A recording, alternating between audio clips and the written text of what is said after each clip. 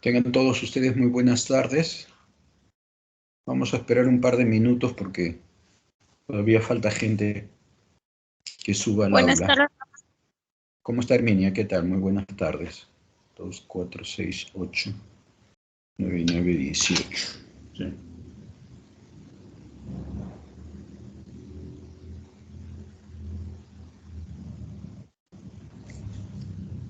Faltan 8. Vamos a esperar un par de minutos. Vamos a darles tiempo. Si no, ya comenzamos, ¿eh?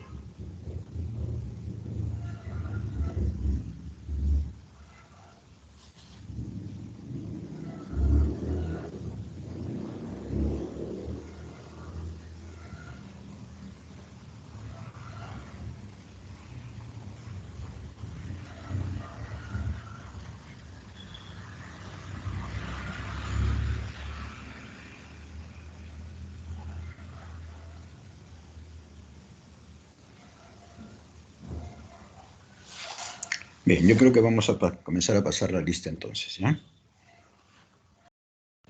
Ascate Salinas. Presente, profesor. Buenas tardes. Buenas tardes, Santos. Cáceres Guaringa. Presente, profesor. Buenas tardes. Buenas tardes, Karel. Calcín Hurtado.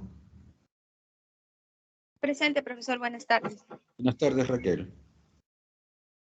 Carreño Bernal. Presente, profesor. Buenas tardes. Buenas tardes, José. Carrillo de la Cruz. Presente, profesor. Correcto, Herminia. Collazos Mendoza. Presente, profesor. Buenas tardes. Buenas tardes, Arturo. Condori Cárdenas. Presente, profesor. Buenas tardes. Buenas tardes, Silvia. Cueva Méndez. Presente, profesor. Buenas tardes. Buenas tardes. Espinosa Mendoza. Presente, profesor. Buenas tardes. Buenas tardes, Melesio. Espinosa Yapias. Presente, profesor. Buenas tardes. Buenas tardes, Ronald. Gil Florian. Presente, profesor. Buenas tardes. Buenas tardes, Sheila. Hernández Díaz. Buenas tardes, profesor. Presente. Buenas tardes, Juanita. Correcto. Jason Flores. Presente, profesor. Buenas tardes. Buenas tardes. Johan. Hualpa Franco. Presente, profesor. Correcto, Miriam. Guamaní Hilario. Presente, profesor. Correcto, Samuel. Luna Maita.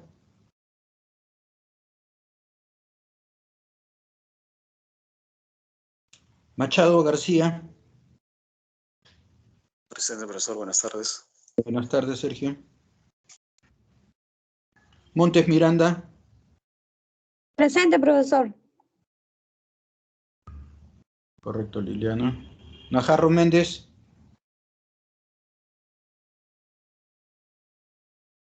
Najarro Méndez.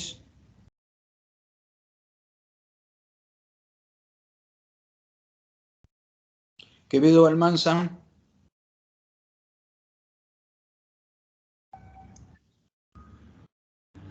Quevedo Almanza.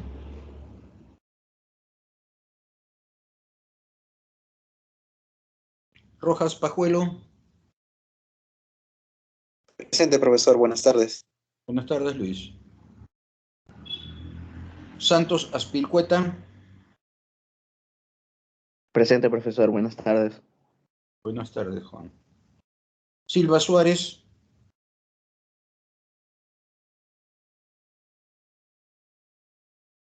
Silva Suárez.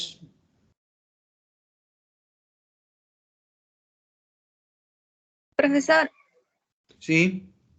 profesor, Dígame. disculpe, mi compañera Camila está diciendo presente por el chat. A ver un ratito, ¿ya?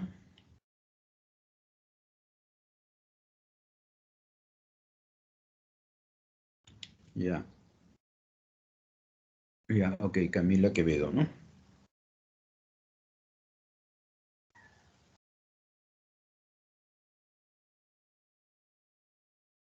Tarazona Ramírez. Presente, profesor, buenas tardes. Buenas tardes, César. Tepe Ligua. Presente, profesor. Buenas tardes. Buenas tardes. José Bautista. Presente, profesor, buenas tardes. Buenas tardes, José. Ya. No está. Najarro no está, ¿no? Najarro. Silva Suárez. Y Silva Suárez, ya. Ok. Vamos a comenzar entonces nuestra clase de ahora. Vamos a compartir la pantalla.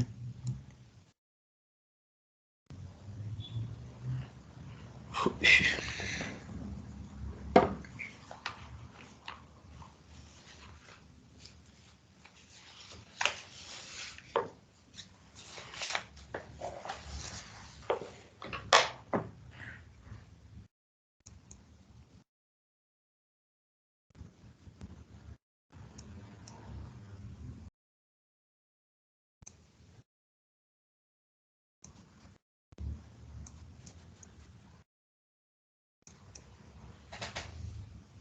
Bien.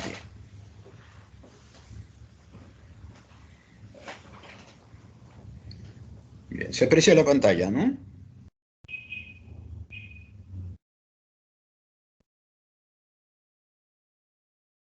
¿Quién me confirma si se ve? Ya, ok, correcto, gracias. Muy bien, entonces vamos a comenzar nuestra clase de hoy, que nos toca revisar, de acuerdo a nuestro sílabus, los factores que afectan la actividad enzimática, ¿no? Dentro de ellos, los inhibidores, porque hay varios factores, pero hoy día vamos a ver inhibidores, ¿no? Básicamente. Bien. Hay dos tipos de inhibición, una que es reversible y otra irreversible, ¿no? Un inhibidor no es otra cosa que una molécula que interfiere con la catálisis. Disminuyen la velocidad de la reacción o muchas veces la detienen, ¿no? Depende evidentemente del tipo de inhibidor, ¿no? O la concentración incluso. Muchos de ellos son agentes farmacéuticos, por ejemplo la aspirina, ¿no? Es un inhibidor enzimático, inhibe la síntesis de las prostaglandinas, ¿no? Que es un mediador del dolor, ¿no? Por eso se utiliza, ¿no? Como analgésico. Estos inhibidores en realidad han servido de mucho para conocer los mecanismos, ¿no? De las enzimas y estudiar, ¿no? Las vías metabólicas. Si nosotros tenemos, imaginemos el ciclo de Krebs, ¿no? E inhibimos una de las enzimas, lo que vamos a ver es que no se producen los intermediarios que están después de esa reacción y más bien hay un acúmulo de los intermediarios que están antes de la reacción.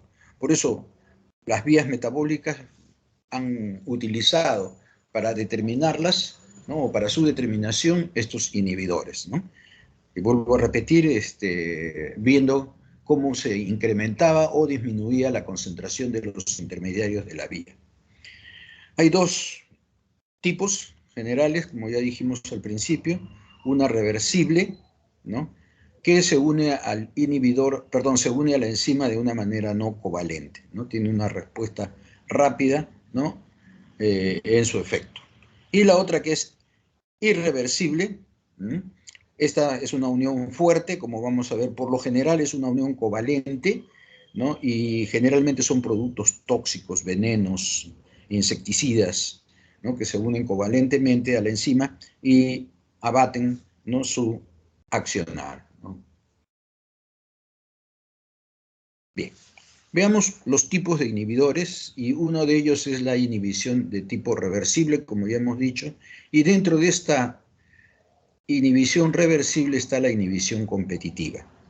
En este caso, el sustrato y el inhibidor se parecen estructuralmente. Aquí tenemos nosotros la figura del sustrato y miren, hay una parte del inhibidor que se parece, ¿no? A la molécula del sustrato.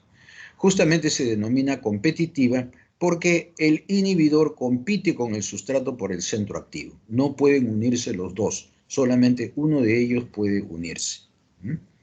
Como se parecen estructuralmente, el sitio activo de la enzima es complementario, ¿no? A esta parte del inhibidor y a esta parte del sustrato. Evidentemente este complejo enzima inhibidor no da producto, ¿no? Este es el esquema del mecanismo de la reacción. La enzima, ¿no? Con el sustrato, se une al sustrato, forma el complejo enzima-sustrato y la enzima transforma al sustrato en producto, luego libera el producto y la enzima queda libre, ¿no? Para volver a efectuar la catálisis. Pero también en presencia de un inhibidor, la enzima, existe la posibilidad de que la enzima se una al inhibidor, ¿no? Y forma el complejo enzima inhibidor, que como ya mencionamos, no va a dar producto, ¿no? Hay una constante de inhibición, que no es otra cosa que la constante de disociación de este complejo EI para liberar I más E, ¿no? Están en los dos sentidos, y KI no es otra cosa que esta relación, la constante de inhibición, o la constante de equilibrio para el inhibidor, pero en este caso particular se le denomina KI, ¿no? ¿Ok? Bien. Veamos algunas características. Esta inhibición competitiva se puede analizar, ¿no? Cuantitativamente por la cinética del estado estacionario, ya que ya hemos visto en la clase pasada, ¿no? En este caso, cuando se desarrolla esta este mecanismo, ¿no? Por los mismos métodos que desarrollamos, ¿no? La ecuación de Michaelis-Mente, en este caso la ecuación de Michaelis-Mente queda afectada de esta manera como aparece en la figura. ¿Ven? Velocidad inicial va a ser igual a velocidad máxima por concentración de sustrato. En este caso, el Km está siendo afectado por un factor que se denomina alfa, está en rojo, más la concentración de sustrato. Como vemos, el Km acá ha sido afectado, ¿no? Este valor de alfa no es otra cosa que 1 más la concentración del inhibidor, ¿no? Sobre el Ki que definimos en la diapositiva anterior. Y acá está la definición de Ki, ¿no? La concentración de la enzima multiplicada por la concentración del inhibidor entre la concentración del complejo enzima inhibidor. ¿Okay? Evidentemente, cuando la concentración de sustrato es mucho más grande que el inhibidor, ¿no? De alguna manera existe la posibilidad, ¿no? Que el inhibidor se una a la enzima en pequeña cantidad, ¿no? Porque hay más sustrato, ¿no? Y la reacción alcanza la velocidad máxima. Entonces, si nosotros ponemos, recuerden cómo analizamos la ecuación de Michaelis, tenemos bastante de sustrato, bastante concentración de sustrato, este valor alfa Km va a ser pequeñito, despreciable, equivale a no sumarle, ¿no? Y podemos simplificar concentración de sustrato en el numerador y en el denominador y quedarnos que la velocidad va a ser igual a la velocidad máxima. ¿Correcto? ¿Ya? Entonces, en este tipo de inhibidor, ¿no? Se puede alcanzar la velocidad máxima, pero se requiere una mayor concentración de sustrato. Ahí está, la concentración de sustrato, ¿no? En la cual se alcanza la mitad de la velocidad máxima, se incrementa, ¿no? ¿Por qué? Porque para encontrar la velocidad máxima tengo que poner más sustrato que si no hubiera inhibidor. Entonces, repito, ¿no? La concentración de sustrato en el cual se alcanza la mitad de la velocidad máxima, que es el Km, se incrementa por el factor de alfa. Este valor de alfa Km también se denomina Km aparente, o con estas siglas, Km-APP, ¿no? Es el Km aparente. No es el que normal sin inhibidor, es el Km en presencia del inhibidor, como se ve afectado, ¿no? Por este factor alfa. Muchos de los mecanismos que vamos a ver enseguida no tienen este efecto, o sea, alfa va a afectar o bien a la velocidad máxima o también a la concentración de sustrato, como vamos a ver en los diferentes tipos de inhibición. Aquí tienen ustedes la cinética, o los gráficos de la cinética, que nos van a ayudar a entender un poco mejor esto. Es el efecto, ¿no? Sobre el Km aparente y la ausencia del efecto sobre la velocidad máxima, ¿no? Esta es una característica de la inhibición competitiva. Se afecta el Km, pero no la velocidad máxima. Y se observan las gráficas, ¿no? Observen acá en la primera, en la de la derecha. Esto es cuando graficamos velocidad versus concentración de sustrato. Aquí está sin inhibidor en la línea azul. Vemos que a medida que aumentamos la concentración de sustrato, la velocidad se va incrementando hasta que alcanza un máximo a esta concentración de sustrato aproximadamente. ¿Sí? ¿Okay? Y la concentración de sustrato en el cual se alcanza la mitad de la velocidad máxima es esta de acá. ¿Sí? Km, ahí está. Pero en rojo, en la línea roja tenemos con inhibidor. Acá está presente el inhibidor. ¿Ok? Observamos que también conforme aumentamos la concentración de sustrato, la velocidad comienza a aumentar, ¿no? ¿Okay? Pero cuando hemos llegado, miren, a la concentración de sustrato sin inhibidor, todavía no se alcanzó la velocidad máxima, ¿sí? Se requiere adicionar más sustrato, ¿no? Para poder alcanzar el valor de la velocidad máxima, ¿sí? Por acá más o menos de sustrato, mucho más que sin inhibidor, ¿ok? Si trazamos nosotros la mitad de la velocidad máxima y hacemos el corte en la hipérbola del inhibidor, tenemos el Km aparente, ¿no? Aquí, el Km aparente, que es mucho mayor que el Km normal, ¿sí? Esa es una característica de la inhibición competitiva. Aquí también, estas son las expresiones, son la gráfica de Leibniz-Weber-Barr, las recíprocas, ¿no? Si invertimos esta ecuación, ¿no? Nos va a dar esta de acá. ¿Okay? Aquí tenemos sin inhibidor, esta es la... Acuérdense que en este gráfico, en este intercepto se tenía, ¿no? La inversa de la velocidad máxima, cuando graficamos 1 sobre B sobre 1 sobre concentración de sustrato. ¿Okay? Y el Km en este caso está en la intersección de la prolongación de esta línea, ¿no? Donde corta el eje X, ¿no? En el cuadrante negativo, ¿no? Este valor es menos 1 sobre Km, ¿no? ¿Okay? Y acá diferentes concentraciones de inhibidor, ¿no? ¿Okay? Miren cómo a medida que aumenta la concentración del inhibidor,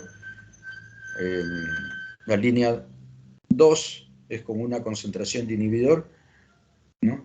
No varía la velocidad máxima, se intersecta en el eje X en el mismo punto, pero en el eje, perdón, en el eje Y en el mismo punto, pero en el eje X es menor, ¿no?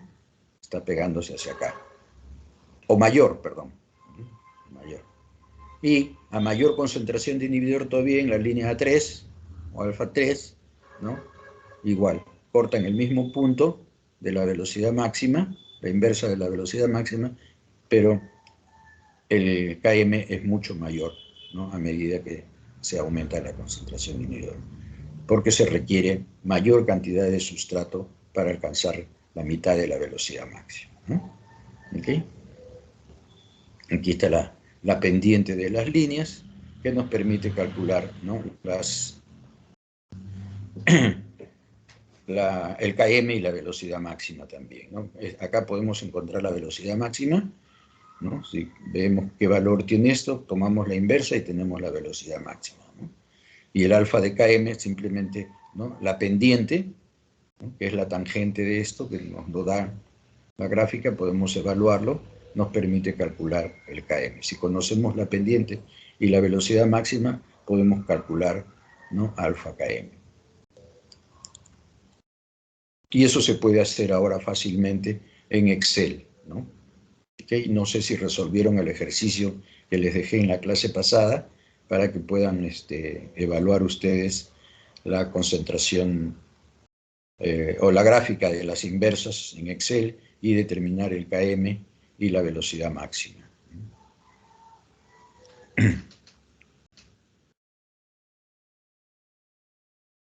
Aquí algunos ejemplos, ¿no? De inhibidores competitivos. En este caso, en el ejemplo de la izquierda, ¿no? Tenemos un dinucleótido, ¿no? La ribonucleasa lo que hace es romper este enlace fosfodiéster y libera los nucleótidos, ¿no? Este es el enlace fosfodiéster. En cambio, ¿no? Este es un inhibidor de la ribonucleasa, miren, ¿no? Es muy parecido, tiene los mismos nucleótidos, pero el enlace es un fosfonato, ¿no? No es un fosfodiéster, ¿sí? ¿Ok? Entonces, se une al centro activo porque es parecido, pero no da producto. ¿Ok? Este es otro ejemplo también, ¿no? De aplicativo en realidad, ¿no? Es ante la ingesta de metanol, cuando algunas personas ingieren metanol, puede ser por accidente, aunque también hay bebidas alcohólicas que utilizan el metanol para ser fabricadas, ¿no? Esas bebidas, ¿cómo se le llama? Sin marca o licores no registrados, ¿no? Ante la ingesta del metanol, el organismo responde con la la alcohol deshidrogenasa hepática, ¿no? Esta alcohol deshidrogenasa lo convierte en formaldehído al metanol, y el formaldehído, ¿no? Es un tóxico, ¿no? Envenena, ¿no? Al organismo. Entonces, un tratamiento para estas personas que han ingerido metanol es darle etanol. El etanol, ¿no? Es parecido estructuralmente, y ustedes lo conocen, ya no hay necesidad de poner la fórmula, ¿no? Se parecen estructuralmente, ¿no? Y actúa como un inhibidor competitivo, ¿no? Entonces, el etanol, ¿no? Genera, en lugar de formaldehído, genera acetaldehído, que es mucho más ¿cómo les puedo decir? No es tan tóxico, ¿no? Y puede eliminarse con la orina, y mientras tanto da tiempo para que el metanol también pueda eliminarse con la orina. Entonces, una aplicación de inhibición competitiva es justamente este tratamiento, ¿no? Con etanol como inhibidor competitivo del metanol para la alcohol deshidrogenasa hepática.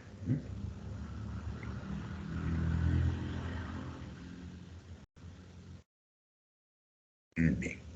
Otro tipo de inhibición, ¿no?, reversible es la acompetitiva, ¿no?, y la mixta también, ¿no? Dos inhibiciones más, la acompetitiva y la mixta.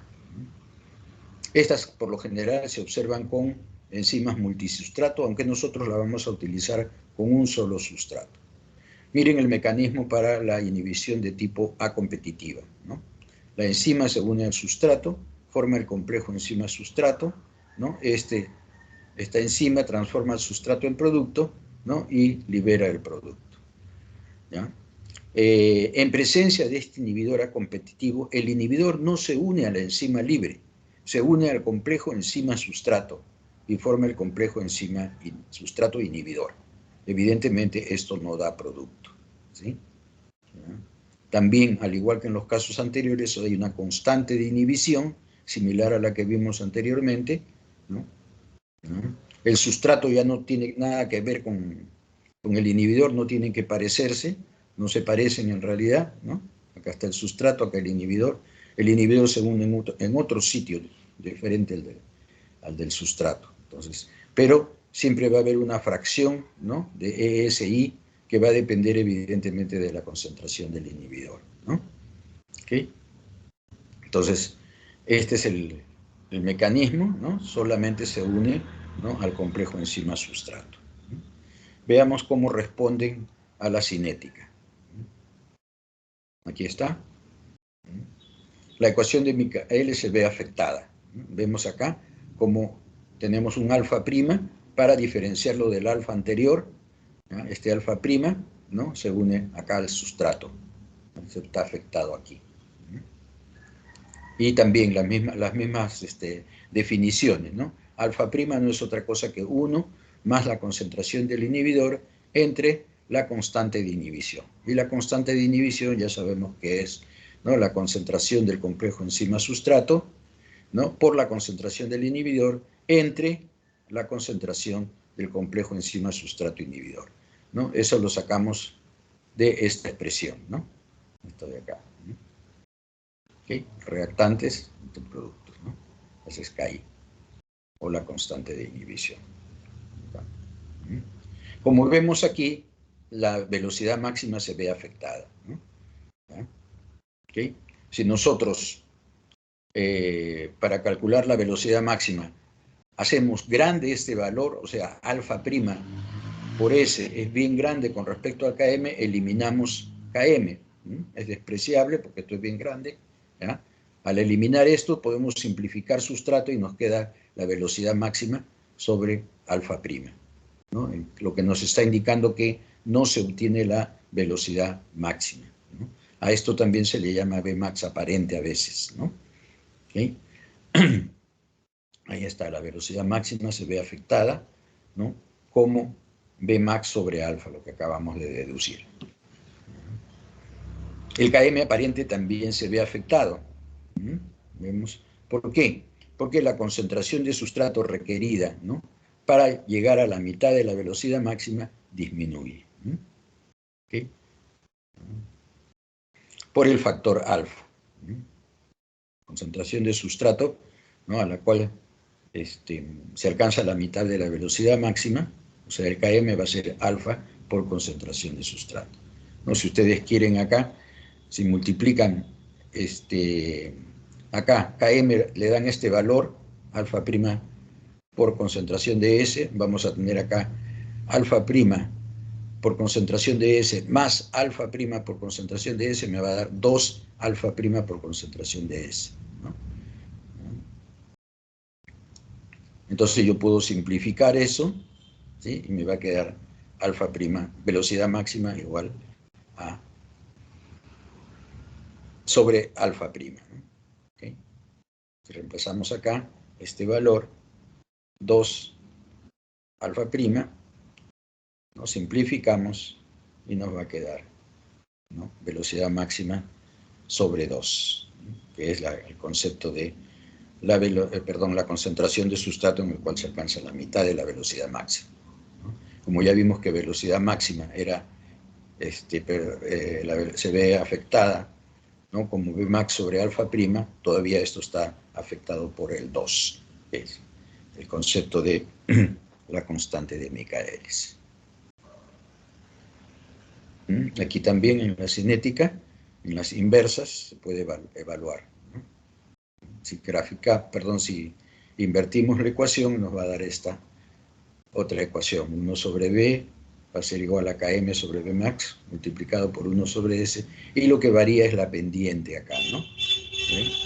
Ya no es el mismo punto como en la inhibición competitiva, ¿no? Está variando por este factor alfa.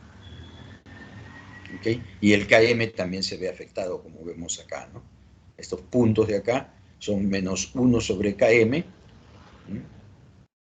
¿ya? Y vemos que a medida que aumenta la concentración de sustrato, se va afectando el Km, ¿no? Este es para el gráfico de las inversas, ¿no? La expresión de Leitner-Weber-Barg.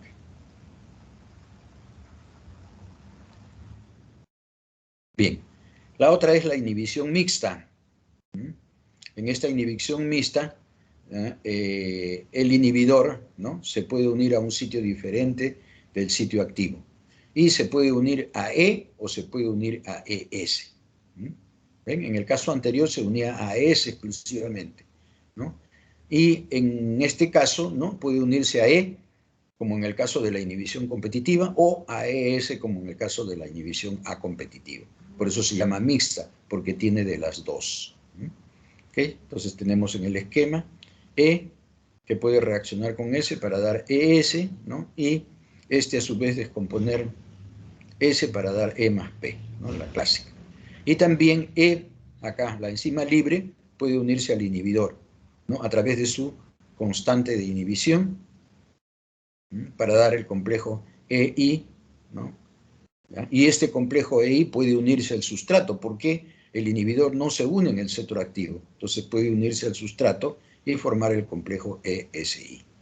Igualmente, en la formación de este complejo ES, ¿no? Puede unirse, ¿no? La molécula del inhibidor por la misma razón que acá, ya que el el inhibidor no se une al centro activo, ¿no? Y puede formar el complejo ESI, ¿no? Cada uno de ellos tiene su constante respectiva, no necesariamente son iguales, ¿no? ¿Okay? Cada uno tiene su constante de inhibición, ¿no? No es lo mismo que se una a la enzima libre que se una al complejo enzima-sustrato, ¿no? ¿Okay? Acá tenemos el esquema igual, E que se une al sustrato para dar ES, E que se une al inhibidor para dar EI, EI se une al sustrato y da el complejo ESI, ES puede unirse al inhibidor para dar el complejo ESI, ¿no? Lo mismo que aparece acá, ¿no? Como ya mencionamos, estas dos constantes son diferentes. La ecuación en este caso, miren cómo se ha transformado, ¿no? Va a ser igual, la velocidad inicial va a ser igual a Vmax, ¿no? Sobre alfa Km más alfa prima multiplicado por la concentración de sustrato, ¿no? Acá se ven afectados, ¿no? Los dos.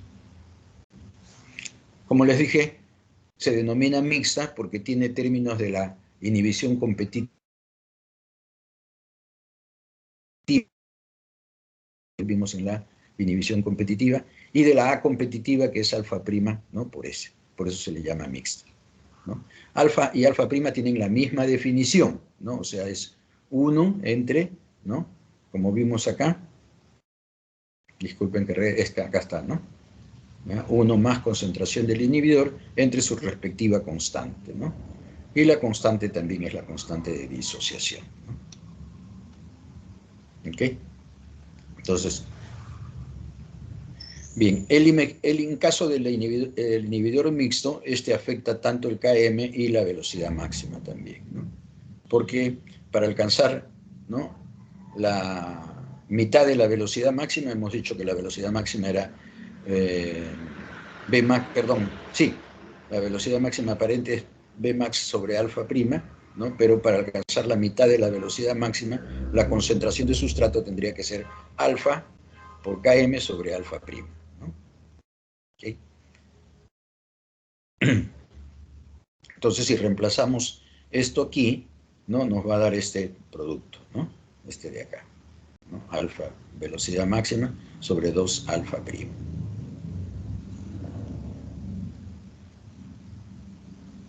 Bien. Aquí la gráfica de Leibniz-Weber-Bark. Vemos, no se corta acá, más bien se corta en este intercepto, ¿no? Varía la velocidad máxima y varía el km, ¿no? Este es sin inhibidor.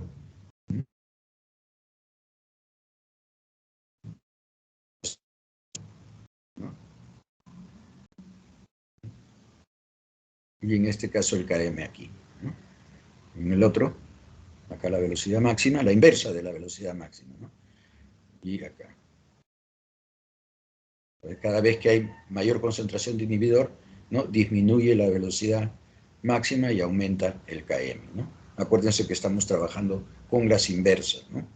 Aquí aparentemente pareciera que disminuye, pero este valor es la inversa, ¿no? De la velocidad máxima, ¿no?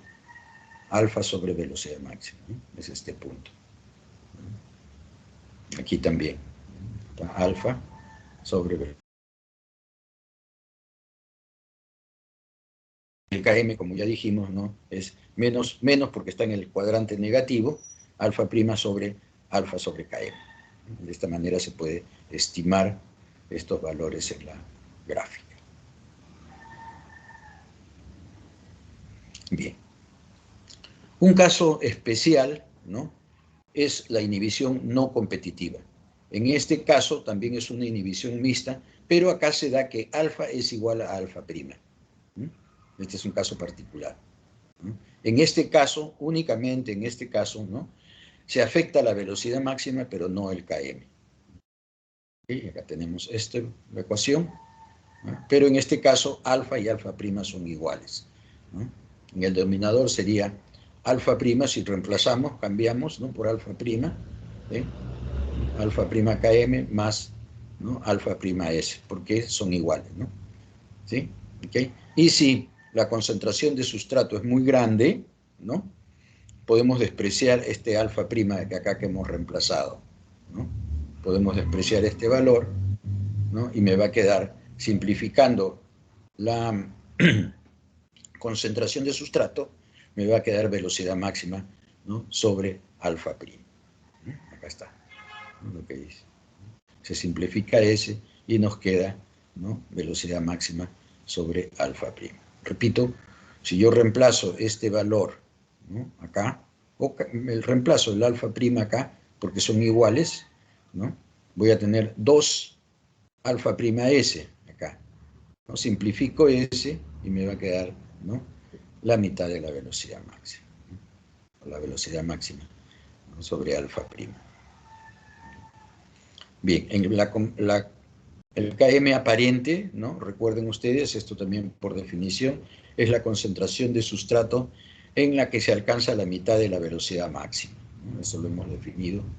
Cuando la velocidad inicial es igual a velocidad máxima sobre 2', ¿ya? Esto se da, este es el km, ¿no? La concentración de sustrato cuando se alcanza este valor, ¿no? Eso se da cuando alfa km es igual a alfa prima por s, ¿no? Cuando dijimos acá. Pero como ya dijimos, si alfa es igual a alfa prima, entonces km es igual a concentración de sustrato, ¿sí? Quedando evidente que km no varía, ¿no? En presencia de este inhibidor, ¿sí?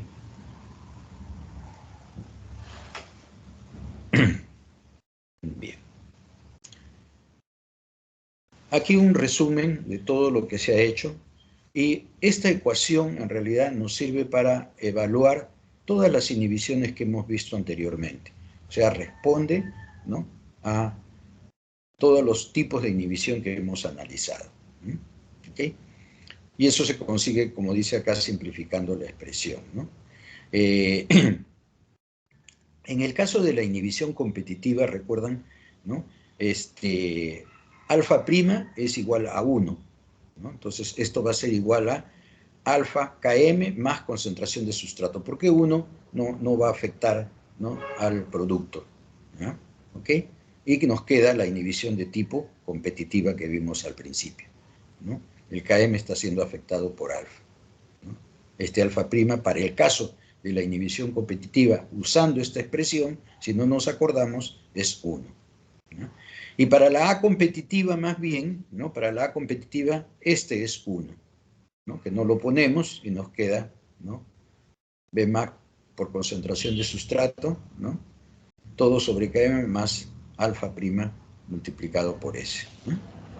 Entonces, esta ecuación nos sirve para evaluar estos dos tipos de inhibición, incluso hasta la mixta, porque en la mixta sí, ¿no?, alfa es igual a, perdón, es diferente a alfa prima. Entonces, acá sí valen las dos, ¿no? No se puede eliminar ninguna porque son diferentes, ¿no?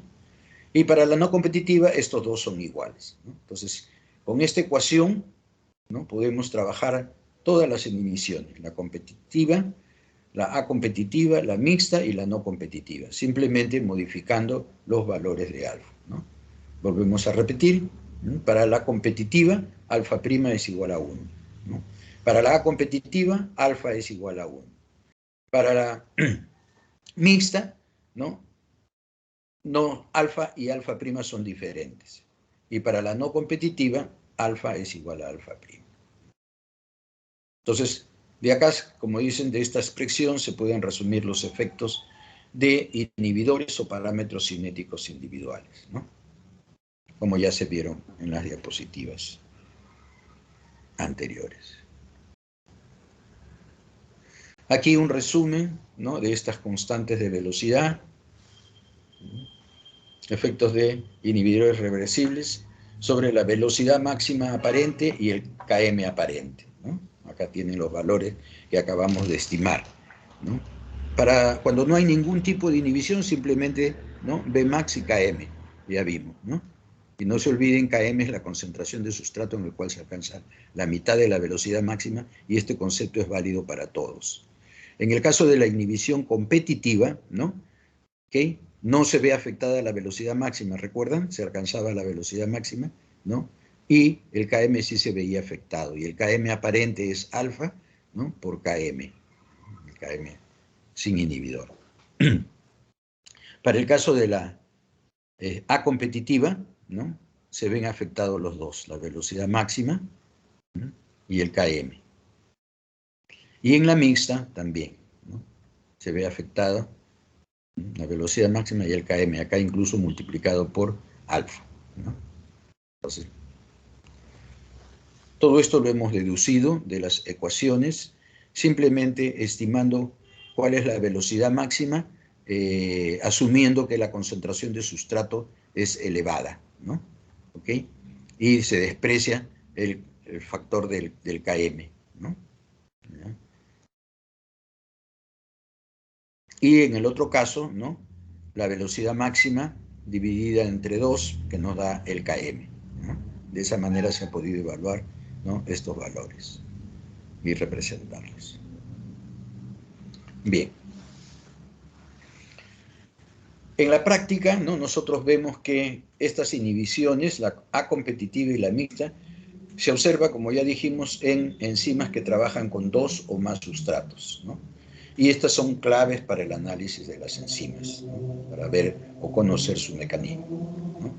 Por ejemplo, si un inhibidor se une al sitio que ocupa el sustrato 1, él puede actuar como un inhibidor competitivo en el experimento donde se varíe la concentración de sustrato 1. ¿Okay? Un inhibidor, ¿no?, se une al sitio que ocupa el sustrato 1. Estamos una enzima y un sustrato 1, ¿sí? Si este inhibidor se une con o al sitio donde se une el sustrato 1, este inhibidor es un inhibidor competitivo para aquellos experimentos donde hagamos la cinética y estemos variando la concentración del sustrato 1. De otro lado, si un inhibidor se une al sitio que ocupa S2, ¿no?, ¿okay?, él puede actuar como un inhibidor acompetitivo o mixto de S1. ¿Ven? Todos los parámetros que nos da. Y de esa manera pues, nosotros podemos evaluar o aproximarnos al mecanismo de la reacción, que es el objetivo, ¿no?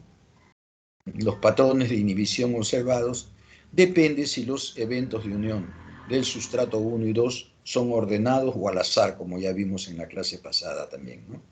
Y así se puede determinar, ¿no?, el orden en el cual los sustratos o los productos se unen o se liberan del sitio activo, dependiendo de su cinética.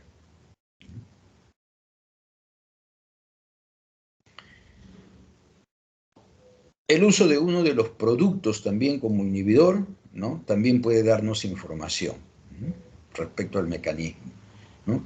Si uno de dos productos está presente, ¿sí?, ninguna reacción reversa tiene lugar. Si uno de los dos productos está presente, no tiene lugar, ¿no?, la reacción en reversa. Sin embargo, un producto generalmente se une a alguna parte del sitio activo, sirviendo como un inhibidor, ¿no? Porque acuérdense que el producto se queda unido todavía a la enzima, ¿no? Una vez que la enzima transforma el sustrato en producto, se mantiene unido, ¿no? ¿Okay? Y puede actuar como un inhibidor.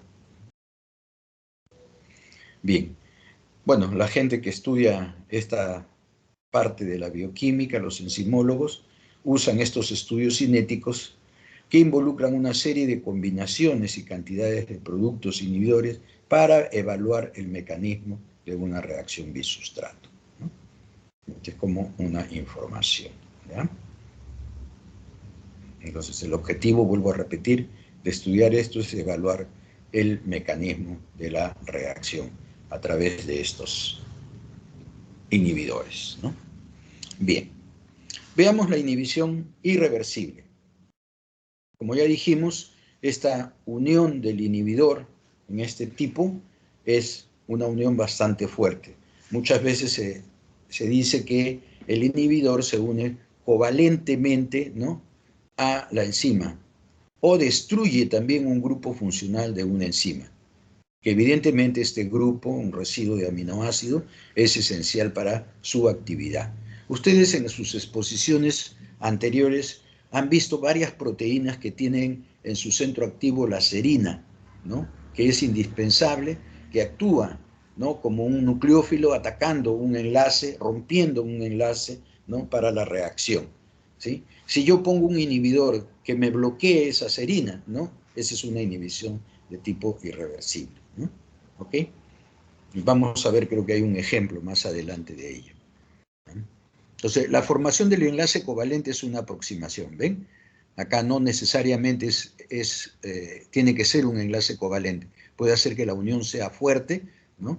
No covalente, pero fuerte, ¿no? ¿Ok? Estos constituyen una herramienta muy útil para el estudio de los mecanismos de reacción también. Ahí está lo que les decía, los aminoácidos claves en las funciones catalíticas del sitio activo pueden ser identificados a través de estos inhibidores, ¿no?, para determinar cuál de los residuos se une covalentemente al inhibidor después que la enzima ha sido inactivada, ¿eh?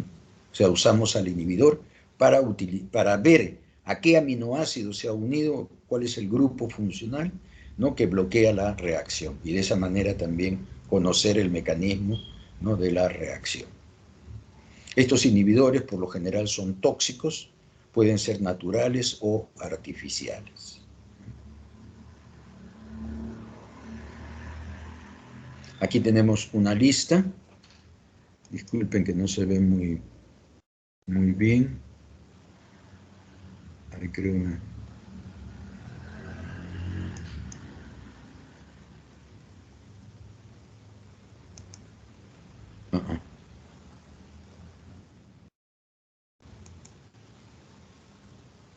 Quería agrandarlo. Bueno.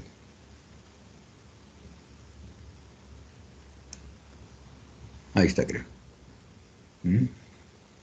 Aquí tenemos al cianuro, por ejemplo. Este reacciona con una enzima, ¿no?, que tiene fierro, zinc o cobre, ¿no? Esta es la citocromo oxidasa. El cianuro es un inhibidor irreversible de la citocromo oxidasa, ¿no? Están las almendras, me parece, amargas, ¿no? ¿Ven? En la cadena respiratoria, ¿no? Son los principales blancos de este cianuro, ¿no? Por eso es que es un veneno poderosísimo, ¿no? ¿Okay? Acá tenemos otro inhibidor irreversible, que es el diisopropil fluorfosfato, DFP. Este es sintético, ¿no? Inhibe enzimas, ¿no? Que en el sitio activo tienen serina, miren lo que les decía, ¿no? Por ahí vamos a ver un mecanismo que incluye la acetilcolinesterasa. Aquí tenemos a la sarina, también el gas nervioso, es un producto sintético y actúa igual que este de acá, o sea, actúa inhibiendo serinas de la acetilcolina. Acuérdense que la acetilcolina es un neurotransmisor, ¿no? O sea, afecta al sistema nervioso, tiene que ver. Aquí tenemos otra, calabarbins, ¿no? La fisostognina, también, igual que las anteriores, afecta, ¿no?, a la acetilcolinesterasa. El paratión, que también lo deben conocer ustedes, ¿no? Un insecticida sintético, ¿no? Igual que los casos anteriores, que el difluorfosfato, pero especialmente, ¿no?, inhibe a las acetilcolinesterasas, ¿no?, de los insectos, básicamente, pero también es tóxico para nosotros. Este otro, el TPSK, N-tosil L-fenil alanin clorometilcetona, sintético, reacciona con la histidina 57 de la quimotripsina. ¿Ven? Esta es una enzima proteolítica, me parece que la han analizado ustedes ya, la han visto. Ahí en su centro activo tiene una histidina fundamental y esta la inhibe, se une covalentemente a ella o la destruye. Este es otro, ¿no?, la penicilina, que también les debe ser familiar.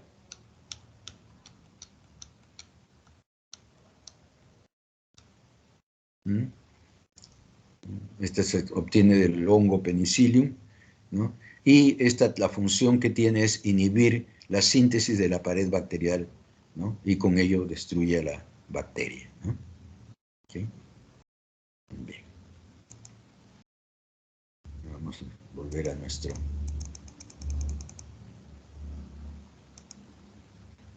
esquema.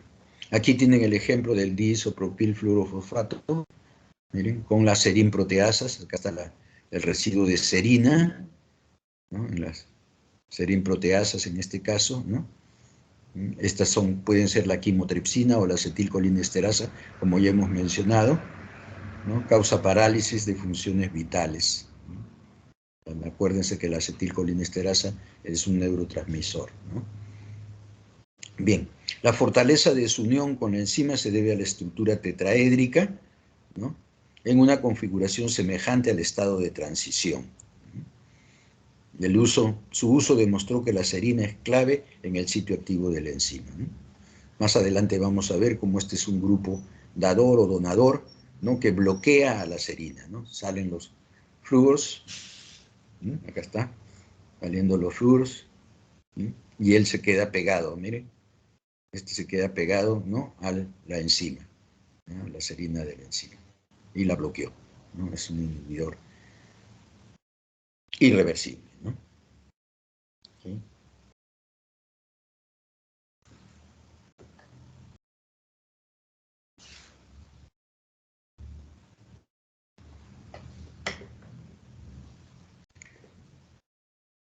Bien. Bueno, acá hay otras moléculas, ¿no?, que se les denomina inactivadores suicidas, ¿no? Estos son poco reactivos, así se les denomina, ¿no? Son poco reactivos. Cuando se unen al sitio activo, sufren los primeros pasos de la reacción normal. Aparentemente, ¿no?, la enzima comienza a actuar sobre ellos, pero en lugar de formar producto, es convertido a un producto muy reactivo que se combina irreversiblemente con la enzima, ¿no?, y evidentemente la inactiva, ¿no? ¿Okay? A estos también se les denomina inactivadores basados en mecanismos. porque comienzan, como dice acá el texto, ¿no? Comienzan con la reacción, con el proceso de la reacción y bloquean a la enzima, ¿no? Inhibiéndola. Estos son muy importantes en el diseño de drogas, ¿no? Este es un rol del químico, ¿no? Que tiene que ver con la síntesis de sustratos para obtener nuevos agentes farmacéuticos, ¿no? O sea, bloquear la síntesis de un sustrato con el inhibidor, ¿no? Que afecte evidentemente al parásito, pero que no afecte al paciente o a la persona, ¿no? ¿Okay? Eso es lo que nos quiere decir.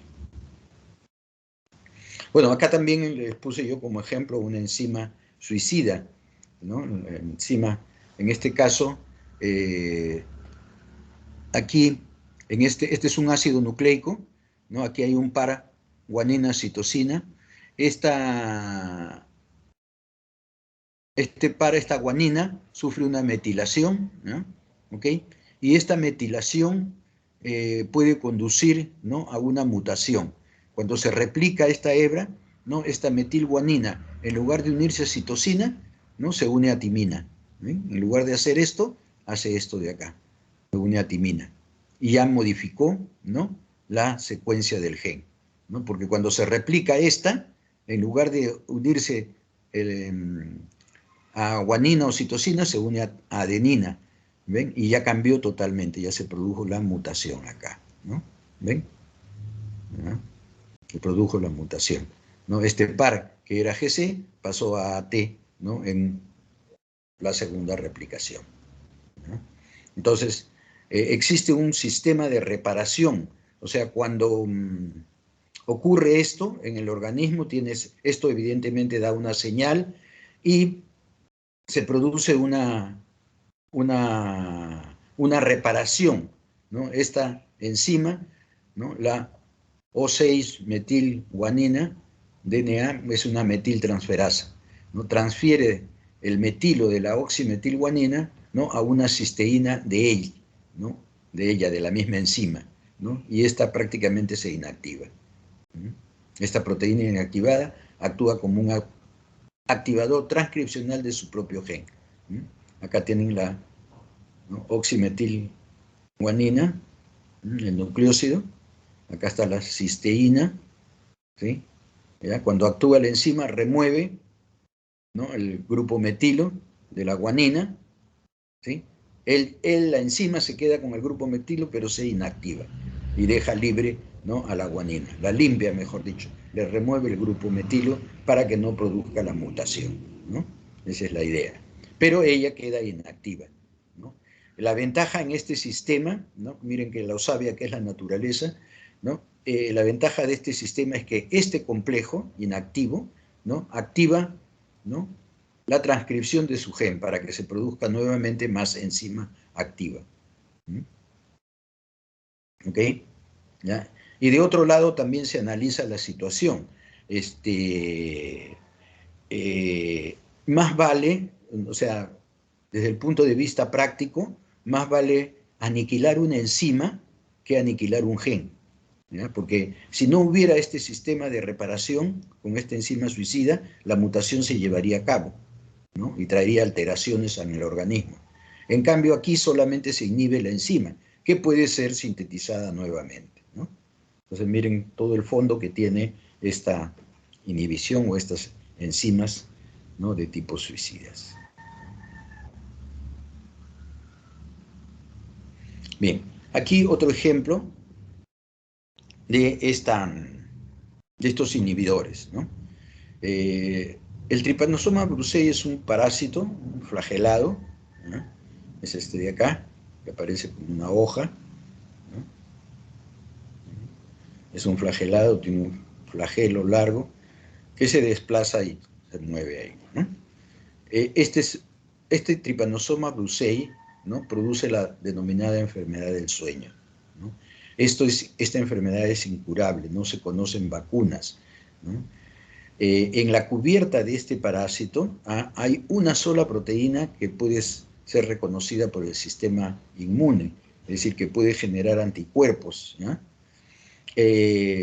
Unos pocos individuos, unos pocos organismos de estos, por recombinación genética, cambian la proteína, o sea, modifican su proteína para que no sea reconocida por el sistema inmune. ¿Ok? Al cambiar la proteína a ellos, ¿no? Su proteína, ya el sistema inmune no los reconoce y desarrollan un ciclo de infección. ¿Ok? Porque continúan replicándose, ¿no? Y infectando a las células. ¿Ok? Bien. Se ha visto un tratamiento, ¿no? Moderno, evidentemente relacionado a las enzimas y su metabolismo, ¿no? Este metabolismo es la síntesis de poliaminas. Acá vemos en esta vía, ¿no? Cómo se están produciendo generalmente la putrescina y después la espermina y la espermidina. Estas son las putrecinas. Pero la enzima clave es esta enzima de acá, que es la ornitina decarboxilasa. Acá también, ¿no? Esta decarboxilasa, ¿no? La adenosina y acá la ornitina, ¿no? Van a formar estos compuestos, la putrescina sobre todo, que va a dar lugar a la espermidina uniéndose con esta adometionina decarboxilada, ¿sí? Acá también, para formar la espermina y la espermidina, ¿no? A partir de la ornitina o de la putrescina, ¿no? Estas moléculas son claves para empaquetar el DNA, ¿no? En el caso del parásito, ¿ya? Empaquetan el DNA para que pueda ser preservado. Y se requieren en grandes cantidades en células que se dividen rápidamente, como es el caso del tripanosoma. El tripanosoma como parásito se divide muy rápidamente, ¿no? Y requiere de este material para empacar su DNA, ¿no? En cambio, en los mamíferos, que somos nosotros los que sufrimos, digamos, la enfermedad, ¿no? Esta ornitina no es tan exigente, ¿no? Tiene alto recambio, o sea, nosotros sintetizamos y degradamos esta ornitina de carboxilasa a alta velocidad. En cambio, en el tripanosoma no ocurre eso, ¿no? ¿Ven? En este caso, en tripanosoma, la enzima esta es estable y no se reemplaza rápidamente como en el caso del humano. Por eso, diseñar una droga contra la síntesis de esta, o inhibir esta ornitina de carboxilasa, le va a hacer más daño al parásito que a la persona, ¿no? O al paciente. Esa es la idea. Y acá tenemos un inhibidor que se una permanentemente a la enzima, tiene poco efecto en el humano, ¿ven? O sea, podemos aniquilar la enzima, ¿no? Pero contrariamente afecta al parásito, porque él necesita bastante, ¿no? De estas putrecinas, ¿no? Acá tenemos cómo actúa la ornitina, ¿no? Con el fosfato de piridoxal, ¿no? Forma la base de Schiff, ¿sí? Es decarboxilado, ¿no? Y se sintetiza la putrescina. ¿Okay? El pirofosfato, ¿no? Es clave, forma un enlace covalente, ¿no? Con el aminoácido y lo decarboxila. ¿Okay? Acá, en la base de Schiff, es decarboxilado. Después de la decarboxilación se revierte el movimiento, ¿no? De electrones produciéndose la putrescina, ¿no? Hay arreglo de electrones, ¿no? Y se libera la putrescina. Sobre este mecanismo se han diseñado varios inhibidores suicidas, ¿eh? Para inhibir la producción de esta putrescina, ¿no? Atacando a este nivel, de este intermediario. Y acá está, el que habíamos mencionado al principio, el DFMO, ¿no? El difluormetilornitina, ¿no? DFMO, ¿no? Cuando se une a la enzima, esta queda inactivada. Acá estamos, ¿no? El DFMO, ¿no? El fosfato de piridoxal, se une al fosfato de piridoxal, acá está la enzima con su residuo de cisteína, ¿no? Se libera el flúor, ¿no? Y va a adicionar, ¿no? A la cisteína este grupo, ¿no? Y ya la inhibió. Ya, como decíamos, esta inhibición es más trágica, por decir así, para el parásito que para el humano, ¿no? Aquí algunas características. El inhibidor proporciona un receptor de electrones por el flúor, ¿no? Recordemos que el flúor es más electronegativo, ¿no? Recepciona electrones, alternativo, ¿no? Que forma dos átomos de flúor que son excelentes dejando grupos, Al removerse los grupos fosfato, remueven el grupo que se queda unido a la cisteína de la enzima. Hace uso de los propios mecanismos de la reacción de la enzima para destruirla, o en este caso, para matarla, dicen, ¿no? Pero en realidad es para inhibirla, ¿no? O sea, ¿ven? Comienza con la reacción, se une al fosfato de piridoxal, o sea, la enzima lo está, ¿no?, promoviendo, ¿no?, para que efectúe su mecanismo y la inhiba o la aniquile a ella misma, ¿no? Estos son los inhibidores suicidas que le llaman, ¿no?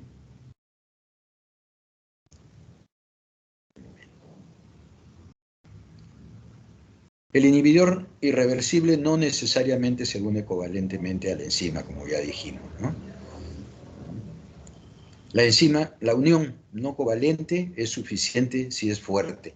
O sea, puede ser una unión no covalente, pero que esta unión sea fuerte, le dé la estabilidad correspondiente. La pregunta es cómo desarrollar uno de ellos, ¿no? Las enzimas se pueden unir al sustrato, ¿no?, ¿ya?, en el estado de transición. Recuerdan que hemos hablado, ¿no?, que las enzimas se unían al estado de transición para facilitar justamente o para incrementar la velocidad de las reacciones enzimáticas, ¿no? ¿Okay? Entonces las enzimas se unen al estado de transición. Es posible, ¿no?, que se puedan diseñar moléculas semejantes al estado de transición. Ahí está el rol del químico, para evidentemente buscar drogas, ¿no?, análogos al estado de transición. Y estas pueden unirse más fuertemente a la enzima. Porque el estado de transición no puede observarse, no se puede predecir una estructura aproximada en base a los mecanismos de reacción. Acá está el rol de ustedes también, ¿no? ¿Okay? ¿Cómo puede predecirse una estructura en base a los mecanismos de reacción para diseñar, ¿no?, un inhibidor o una sustancia que se una, ¿no?, a la enzima, que semeje su estado de transición? Bien. Estos análogos pueden unirse a la enzima más fuertemente que el sustrato, ya lo vimos, ¿no? Se fijan mejor al centro activo y forman más interacciones débiles, varias interacciones débiles que le permiten mantenerse, ¿no?, unido a la enzima. Esta idea de los análogos de transición proviene de Pauling, ¿no?, desde 1940, y se ha tratado de hacer o de observar en muchas enzimas, ¿no? Los análogos no son iguales al estado de transición, ¿no?, necesariamente, ¿no? Ya dijimos que no se pueden ver, pero se pueden predecir y hacer algo semejante o parecido, ¿no? Pero algunos se unen, ¿no?, entre 10 a la 2 a 10 a la 8 veces mejor que el sustrato, ¿no? Se unen más fuertemente, ¿no?, que el sustrato, ¿no? Indican que el sitio activo de la enzima es complementario al estado de transición también, ¿no? Esto también ya lo habíamos mencionado, ¿no? Y estos, evidentemente, el conocimiento de esto o el dominio de esto es importante en el diseño de drogas, ¿no? Inhibidores de proteasas, ¿no?, anti-HIV han sido diseñados, ¿no?, siguiendo este mecanismo, siguiendo esta forma.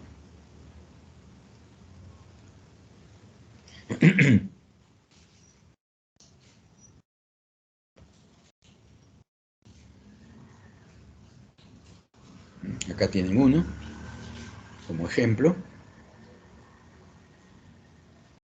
En la reacción reversible, esta que hemos visto de la fructosa 1,6-bifosfato, también ya la han visto varias veces, ¿no?, para dar gliceraldehído 3-fosfato. ¿Sí? Aquí está el estado de transición, un análogo del estado de transición. Este es el estado de transición propuesto, ¿ya?, y este se une 10.000 veces más fuertemente a la enzima que el dihidroxiacetona fosfato, ¿no?, que es uno de los productos, ¿no?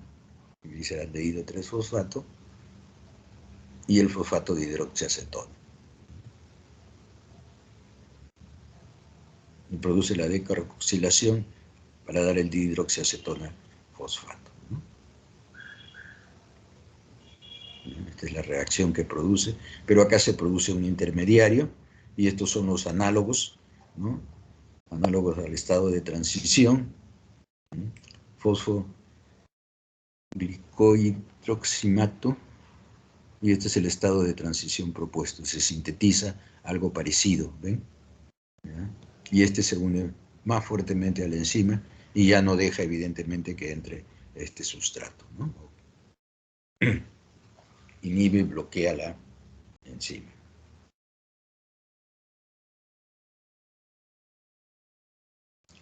Bien, yo creo que hemos terminado con eso hoy día temprano, aprovechando que es feriado. No sé si hay alguna pregunta, algo que no haya quedado claro.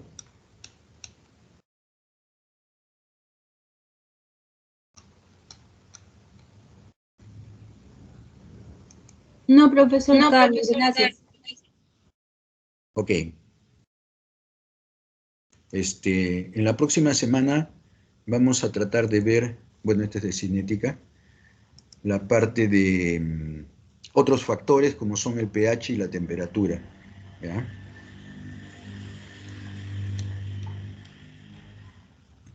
Bien.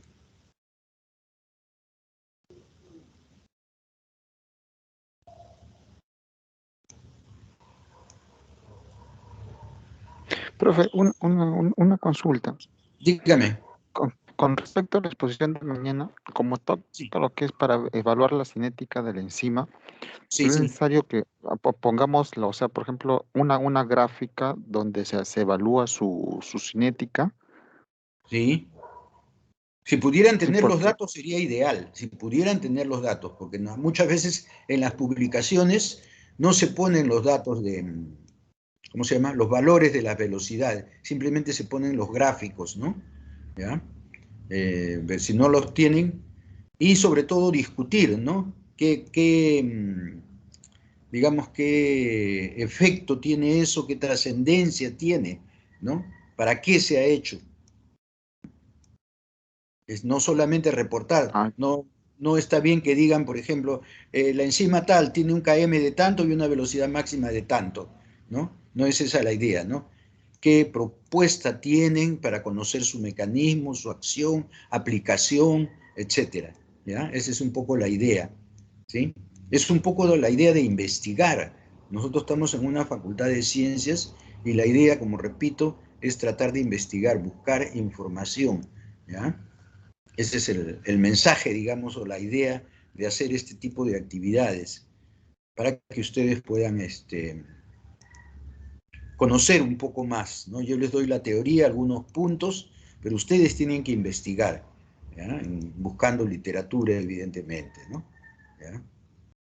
Traten también una recomendación es que no lo copien igual. Muchas veces buscan algunas ponencias que hay en internet y lo copian igual y ustedes no lo entienden, ¿no? Entonces cuando lo explican mal, ¿no? En una forma no clara.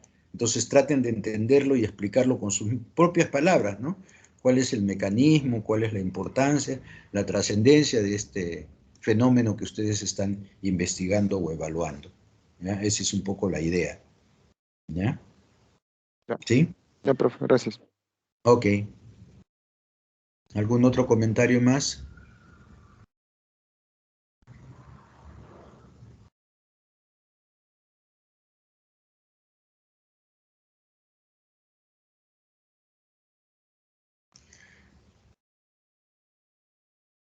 ¿No han tenido otra clase en la facultad de ahora, hoy día?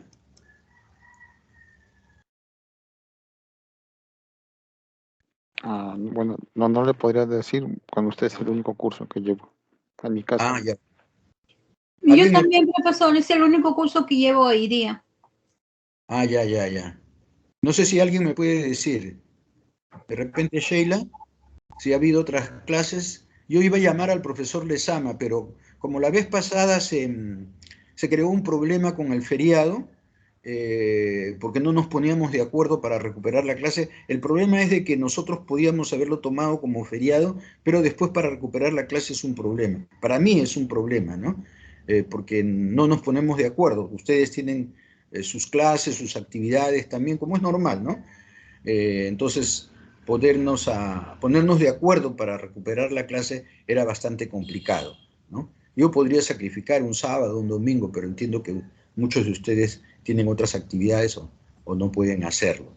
La vez pasada se suscitó algo parecido cuando nos tocó el feriado del 30 de agosto, creo que fue, ¿no? Y ahora también tenemos el 1 de noviembre, ¿no? Entonces optamos por dictarlo nomás, ¿no? Dictar las clases. Incluso me dicen que ahora están alargando los feriados de fines de semana para promover el turismo, ¿no? Entonces, nosotros vamos a continuar porque si no, no vamos a acabar el curso, ¿no? O como digo, se complica, ¿no? Porque yo podría poner algo de mi parte en el sentido de fijar un horario, pero no, lamentablemente todos no van a estar de acuerdo, ¿no? Entre ustedes mismos no se ponen de acuerdo, entonces es bien difícil. Entonces vamos a tener que respetar necesariamente nuestro horario normal de clase, ¿ya? Sacrificaremos un poquito, pues, para poder cumplir con nuestro objetivo, ¿no? Que es la idea, ¿ya? Sí, profesor. Ok. No sé si habrá habido otras clases o no.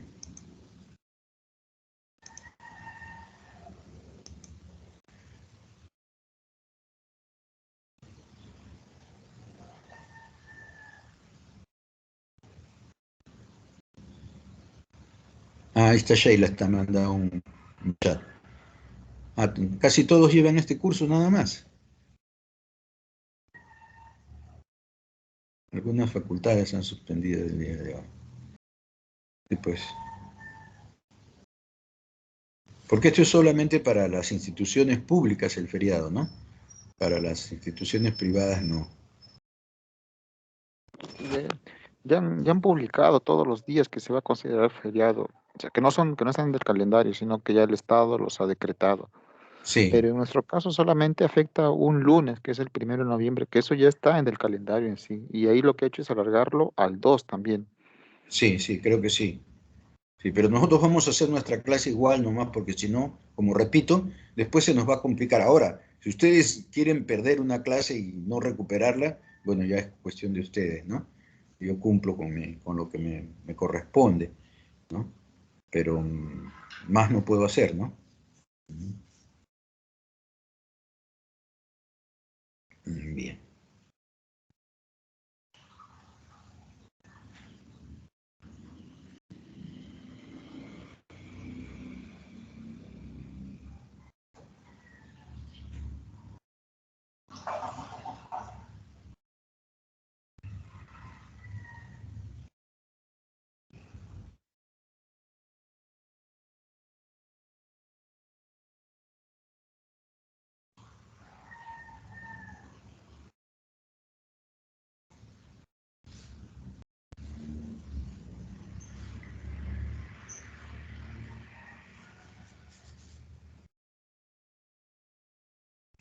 Bueno, chicos, entonces, si no hay más comentarios, opiniones, creo que nos despedimos para aprovechar un poquito el feriado, ¿no? O que ustedes se dediquen a hacer su trabajo, los que tienen que presentar mañana, o avanzar algo, ¿ya? ¿Está bien? Yo de todas maneras me quedo aquí un rato más hasta las 4:20 para cumplir con mi horario, pero ya no vale la pena que estén, a no ser que quieran comentar o evaluar alguna cosa. Yo de todas maneras estoy aquí, ¿sí? Hasta luego, profesor. Ok, cuídense. Ya, profesor, ¿Ya? gracias. Hasta luego. Chao. Arturo, cuídate. Hasta luego, profesor. Gracias. Hasta luego. Hasta luego, Hasta luego, profesor.